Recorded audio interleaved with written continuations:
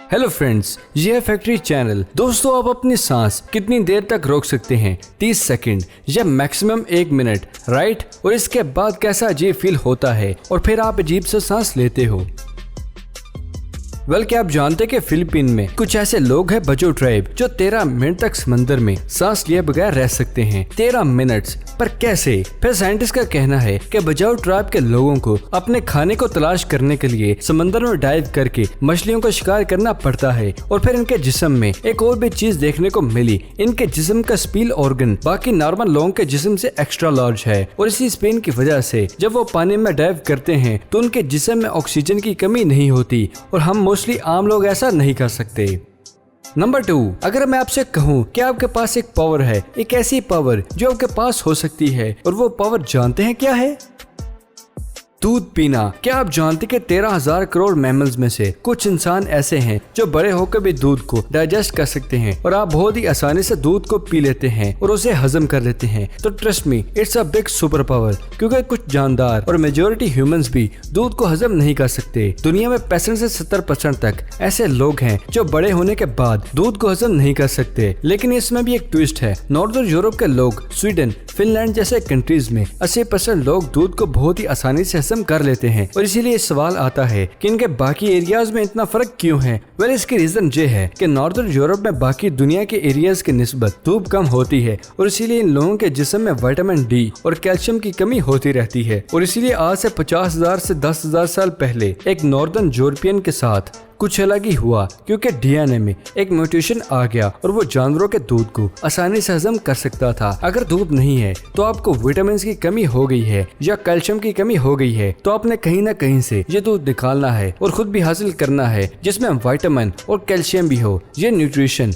बहुत ही फायदेमंद कैसे हो सकता है? क्योंकि इस कंडीशन में दूध पी लेना बहुत ही फायदेमंद साबित हुआ। फिर ये चीज फैलती गई बच्चों में, उसके बच्चों में और आगे से उसके बच्चों में। जस्ट इमेजिन, हम नेचुरली दूध पीने के लिए नहीं बने, ये न्यूट्रिशन की वजह से हम में कैपेबिलिटी आई है। अगर आप में ये पावर है तो आप बहुत ही लकी हो।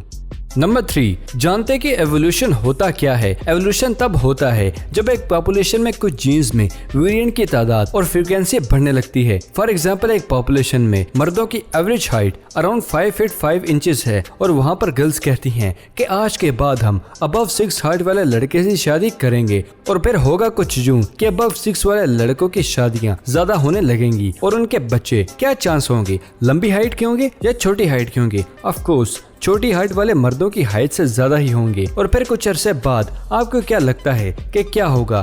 दैट्स में कुछ लोगों के साथ ऐसा ही हुआ। लास्ट कुछ ईयर से वहाँ के मर्दों की हाइट 20 सेंटीमीटर यानी 8 इंचेस से बड़ी है और रिसर्चर्स को ये तब्दीली काफी बड़ी लगी। मतलब कि सारे यूरोपियन बेहतर खाना खाने लगे। पर सिर्फ डच की हाइट इतनी बड़ी क्यों है? ऑन एवरेज 4 इंच से ही लोगों की हाइट बढ़ी थी, लेकिन नीदरलैंड में 8 इंच से हाइट लोगों की बढ़ गई थी और आज वहाँ की एवरेज हाइट 6 फीट से ज्यादा है। और साइंटिस्ट ने कंक्लूड किया कि इफेक्ट है न्यूट्रिशन सिलेक्शन का। इसका मतलब बेसिकली ये हुआ कि बहुत से डच गर्ल्स ने ये कहा कि आज से हम बोनलेस लड़कों को प्रेफर करेंगे। और ये कोई गर्ल्स का डिसीजन नहीं था, ये वहाँ के कल्चर के तौर पर था कि वहाँ लंबे लड़कों को ज्यादा फेवर किया जाता था और इसीलिए लड़कियाँ लंबे लड़कों को पसंद करने लगी। और इस एक ट्रेड के प्रेफरेंस को लेकर वहाँ पर एवोल्यूशन हुआ as compared to rest of the world. और भूलिए मत, ये 150 साल में पॉसिबल हो सकता है। और ये ट्रू एग्जाम्पल है कि एवोल्यूशन आज भी हमारे साथ है, लेकिन टाल होना तो नॉर्मल से चीज है यार। ये कोई सुपर पावर तो नहीं है ना।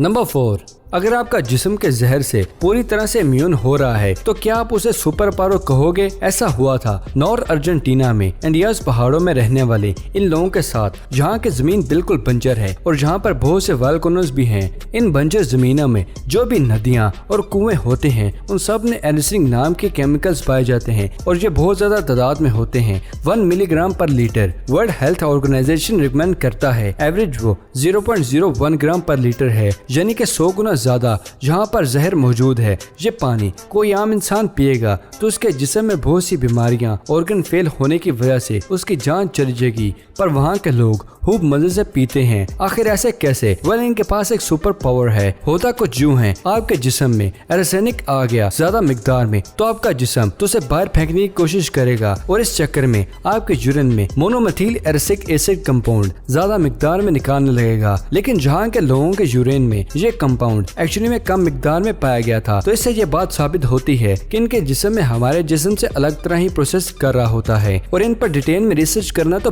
बनती है ना। सो जेनेटिक लेवल पर यह पाया गया कि इनमें MS3MIT नाम का एक जीन्स जो एसिड को मोटेबल जाने के डाइजेस्ट करने के लिए काम करता है, उसमें डिफरेंट ही वेरिएंट पूरी ही वहाँ के पॉपुलेशन लगातार बार बार रिपीट हो रहा था और इस जीन के वेरिएंट ने कहीं ना कहीं जहाँ के लोगों को इनका आदी बना दिया था, जिसे अब वो जहरीले पानी को पीकर जिंदा रह सकते हैं। इसलिए इंसानों में ही एवोल्यूशन चल रहे हैं। पर याद रहे, एवोल्यूशन हमेशा लक से होता है। पर आज की दुनिया में आप क्या अंदाजा लगा सकते हैं कि जिस वक्त इंसान की कोई भी पावर एवॉल्व हो सकती है, तो आप ये प्रिडिक्ट कर सकते हैं कि फ्यूचर में ह्यूमन बॉडी का कौन सा ऑर्गन सबसे एवॉल्व होगा। ये प्रिडिक्ट करना बहुत ही मुश्किल है क्योंकि एवोल्यूशन रैंडमली होता है, लेकिन फिर भी आप एक एजुकेटेड गेस लगा सकते हैं।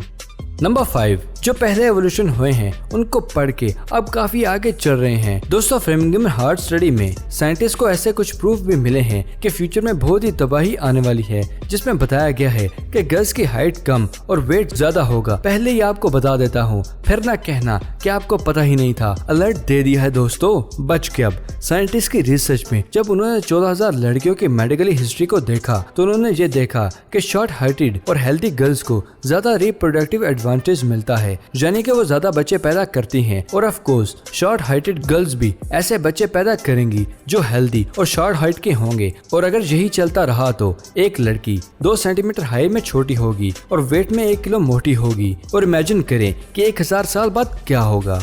नंबर 6, एवोल्यूशन की बात करें तो ह्यूमन ब्रेन का साइज भी छोटा होता जा रहा है। लास्ट 20 सालों से इंसान के दिमाग का साइज भी छोटा हो रहा है। तब की एवरेज ब्रेन वॉल्यूम का था 1500 सेंटीमीटर क्यूब और अब 1350 सेंटीमीटर क्यूब तक का रह चुका है। क्या हम और भी ज्यादा बेवकूफ होते जा रहे हैं?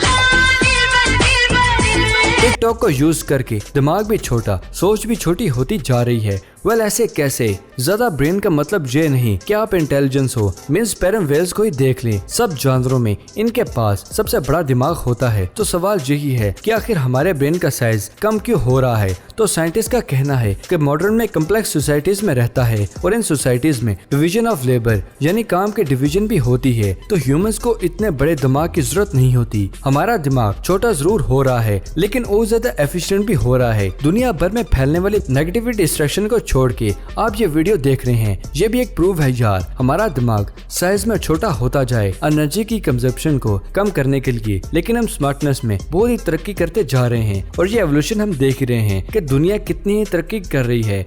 रोज नए दिन में ही हमें एवोल्यूशन नजर आ रहा है।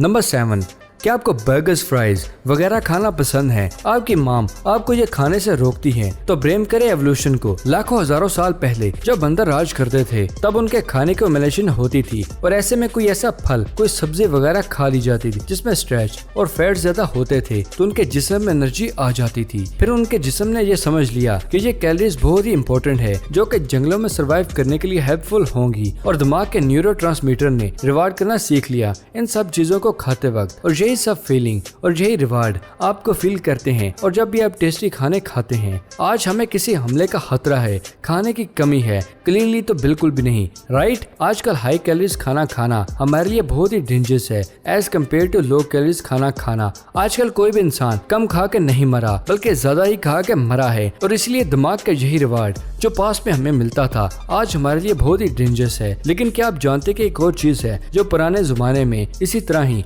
आपके दिमाग में कैरी होते आ रही हैं? हजारों लाखों साल पहले आपके दिमाग का एक हिस्सा जिसे हम सीकिंग सिस्टम कहते हैं वो इवॉल्व होना शुरू हुआ ताकि आप खाना ढूंढ सको, आप अपने सर्वाइवल और सिक्योरिटी के लिए बेहतर चीज को ढूंढ सको। और यही आपके दिमाग का हिस्सा आपको मजबूर करता है आप बाहर जाओ, चीजों को एक्सप्लोर करो, अपनी दुनिया बनाओ, नई चीजें बनाओ और ग्रो करो। और ये एक रोशनी लेकर आज हम इंसान ने खूब तरक्की भी कर ली है। क्या आप इस बात से एग्री करेंगे या नहीं? कमेंट सेक्शन में हमें जरूर बताइएगा। तो दोस्तों, अगर अब तक आपने हमारे चैनल को सब्सक्राइब नहीं किया तो इसे जल्दी से जल्दी सब्सक्राइब करें और साथ मौजूद बेल आइकन दबा के ऑल नोटिफिकेशन पर क्लिक करना मत भूलिएगा ताकि हमारी हर नई वीडियो आप तक जल्दी से जल्दी पहुंच सके। तो फिलहाल के लिए इजाजत, शुक्रिया, अल्लाह हाफिज दोस्तों।